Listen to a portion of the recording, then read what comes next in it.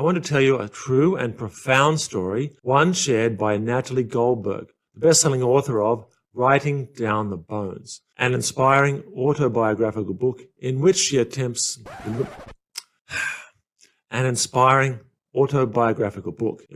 intimates a writing process. In this story, Goldberg recounts a major life crisis and how she managed to turn it into a great triumph. For anyone who has ever struggled with loss or grief, this story will be deeply meaningful. And it can also offer a profound message which can help us to rise above self-doubt, even as we seek to embody the most noble version of ourselves.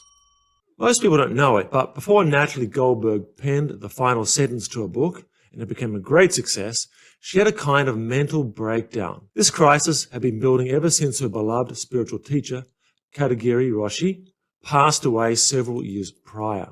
As she approached the completion of the book, a great grief over Katagiri's death began to subsume her, along with a debilitating fear of both failure and of success. So great was this anxiety that she stopped all work on writing down the bones for the best part of half a year.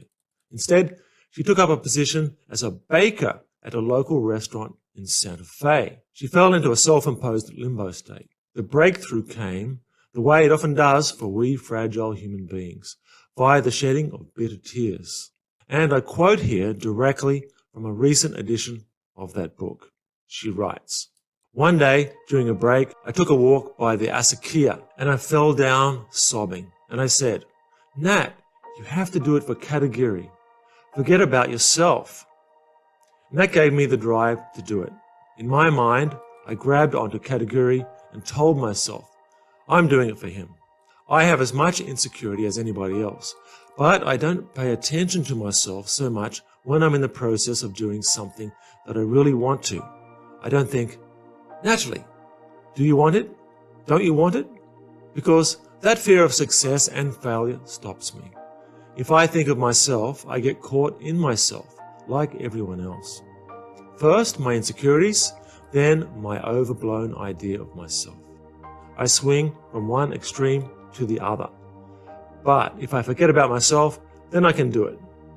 Don't be thrown off by yourself or anyone else. Let your big mind move forward."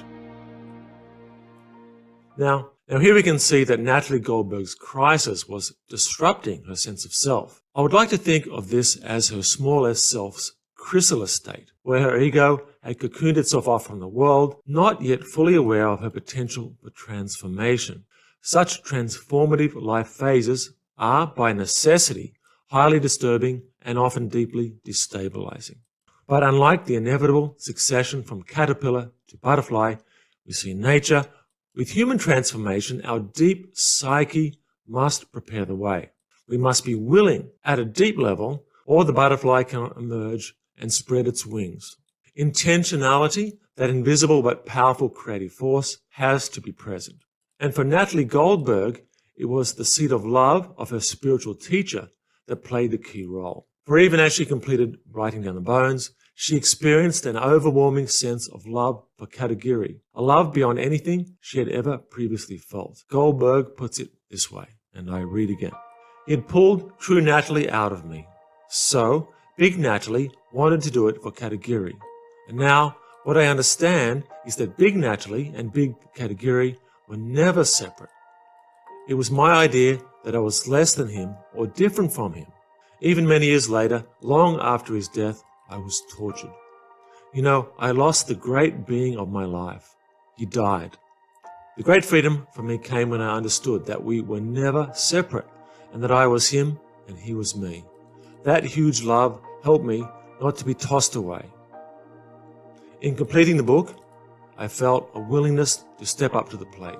It was my time to stop clinging to myself, to take deeper vows.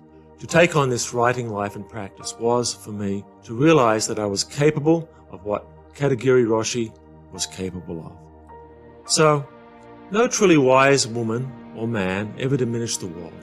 When we engage the world through the authentic self, through a genuine spiritual journey, creativity and the art of living become an act of love. And suddenly, it's not about me, because our voice transcends us, to paraphrase U2 frontman Bono. My voice becomes our voice, and something greater is able to speak through us.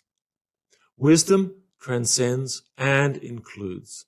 It invites us forward into consciousness structures and knowings that deepen us, all people and all things, and it deepens our possible futures.